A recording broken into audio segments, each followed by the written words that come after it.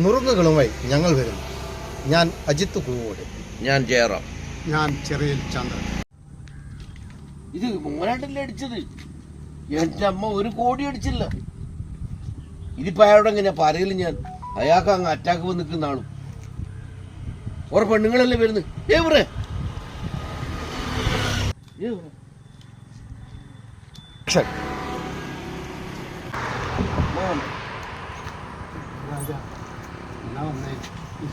പെണ്ണുങ്ങളെ ഞാൻ കണ്ടു. അല്ല മോനേട്ടാ, ഒരു 10,000 രൂപ ലോട്ടറി അടിച്ചാൽ നിങ്ങളെന്താ ചെയ്യുക? 10,000 രൂപ അടിച്ചിട്ട് പക്ഷെ പച്ചക്കറി കുട്ടിയൊക്കെ മൊത്തം ബിസ്ക്കറ്റെല്ലാം വാങ്ങാം. 1 ലക്ഷം രൂപ അടിച്ചാലോ?